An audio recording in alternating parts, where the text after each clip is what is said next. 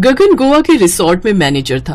वैसे तो वो दिल्ली का रहने वाला था, लेकिन नौकरी के सिलसिले में अब वो गोवा आ गया था। गोवा में रहते हुए उसे वहीं की एक गरीब लड़की अंकिता से प्यार हो गया। अंकिता एक अनाथ लड़की थी। उसके माता पिता की कई साल पहले मौत हो चुकी थी।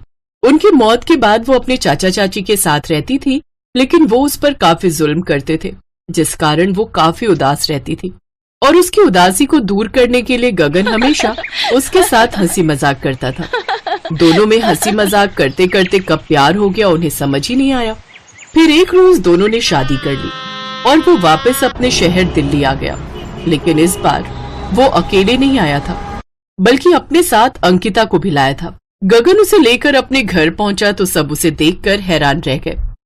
मेरा बच्चा कितने साल बाद आया है, कैसा है? और ये लड़की कौन है तेरे साथ? माँ ये अंकिता है और ये आपकी बहू है। हम दोनों ने शादी कर ली है। माँ ये अनाथ थी और इसके चाचा चाची उस पर खूब अत्याचार करते थे, इससे घर का सारा काम लेते थे। एक रोज तो ये बेचारी आत्महत्या के लिए जाने लगी थी, तब मैंने इसे रोक लिया। फिर वहीं से हमारी दोस्ती शुरू हुई, फिर प्यार और हमने शादी कर ली। इसके बाद अंकिता रोने लगी। तभी गगन के परिवार वाले अनाथ अंकिता को अपना लेते हैं। अगली सुबह, अंकिता बहू, आज तुम्हारी इस घर में पहली रसोई है, तो तुम्हें जो भी आता है वही बना लो। जी माँ जी। अंकिता जल्दी से रसोई में जाती है और सबके लिए हलवा बनाकर ले आती है। सबको उसके हाथ का हलवा खूब पसंद आता है। और फिर एक रोज जब वो रसोई में जाती है, क्या बनाऊं? ऐसा करती हूँ मछली चावल बना लेती हूँ, लेकिन मछली तो घर पर होगी नहीं। ऐसा करती हूँ बाजार से ले आती हूँ। अंकिता मछली लेने बाजार चली जाती है। फिर कुछ देर बाद वो ताजी मछली लेकर घर लौटती है और मछली चावल बनाने लगती है। कुछ देर बाद वो मछली चावल लेकर बाहर आ जाती है। ये देख उसके सास ससुर और ननद गुस्सा हो जाते हैं। अरे तुझे कुछ पता नहीं था तो कम से कम कुछ पूछ ही लेती। बहू हमारे यहाँ मछली नहीं बनती, हम ये सब नहीं खाते। जी माफ करना पापा जी, मुझे नहीं पता था। हमारे यहाँ तो सब यही खाते हैं। ये हमारे गोवा का सबसे पसंदीदा खाना है। लेकिन ये तेरा गोवा नहीं है, समझी? आज के बाद ये सब मत बनाना मेरे घर में। वो बात कर ही रहे थे कि तभी गांव का एक आदमी भागते हुए उनके घर आता है। अरे सुमित्रा काकी जल्दी चलिए, आपके बेटे गगन का एक्सीडेंट हो गया और उसकी मौत हो गई। ये सुनकर सबके पैरों तले जमीन खिसक जाती है और वो जल्दी से अस्पताल पहुंचते हैं और फिर वो सब खूब रोते हैं। उसका अंतिम संस्कार कर दिया जाता है।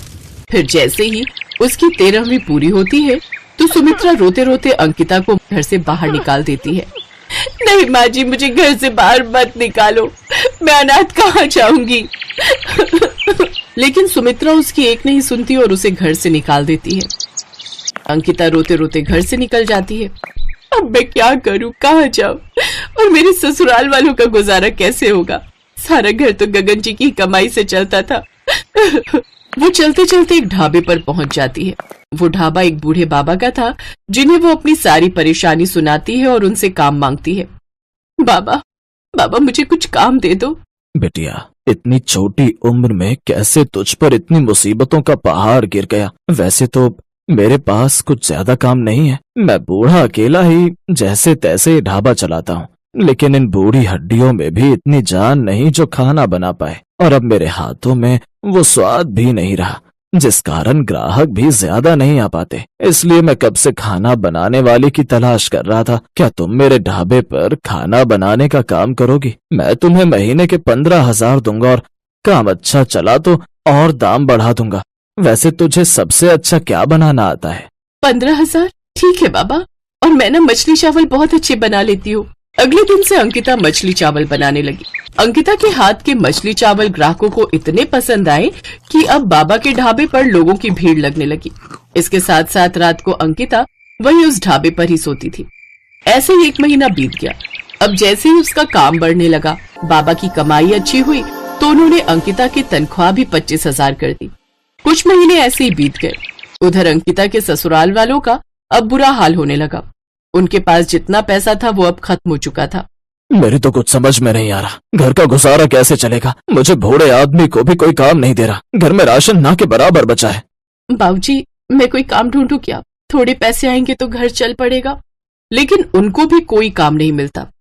एक रोज, बाबा आप ये पैसे ले जाकर मेरे ससुराल वालों को दे दीजिएगा और उनसे ये कहना कि ये पैसे गगन की कंपनी वालों ने भेजे हैं। और उनको बोलना कि उनकी कंपनी वाले हर महीने उन्हें 20,000 देंगे। बेटी, उन्होंने तेरे साथ कितना कुछ किया, फिर भी तू सचमुच बहुत अच्छी है। बाबा ने बिल्कुल वैसा ही किया। मेरा बेटा जीते जी तो हमारा ख्याल रखता ही था, मरने के बाद भी हमारा ख्याल रख रहा है। कुछ दिन बाद वो तीनों उस ढाबे पर खाना खाने आते हैं तो वहाँ अपनी बहू को देख सुमित्रा उसे खूब खरी खोटी सुनाती है। यही औकात है तेरी गुलामी करने की, ऐसे ही मरेगी तू एक दिन, देखना। अरे बस करो, कैसे इंसान हो तुम, जिसकी वजह से पेट भर रहे हो उसी को इतना सुना रहे हो। अरे यही हर महीने तुम्हें वो 20,000 भेजती है, जिसका राशन पानी तुम खा रहे हो। वो पैसे मुझे यही देती थी अपनी पगार में से, ताकि आप लोग भूखे ना रहें।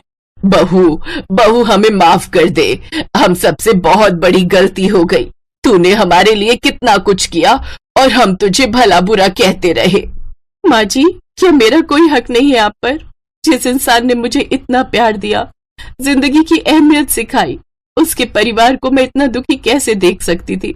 अब वो अंकिता को खुशी खुशी अपने साथ घर ले आते हैं और उसके साथ प्यार से रहते हैं।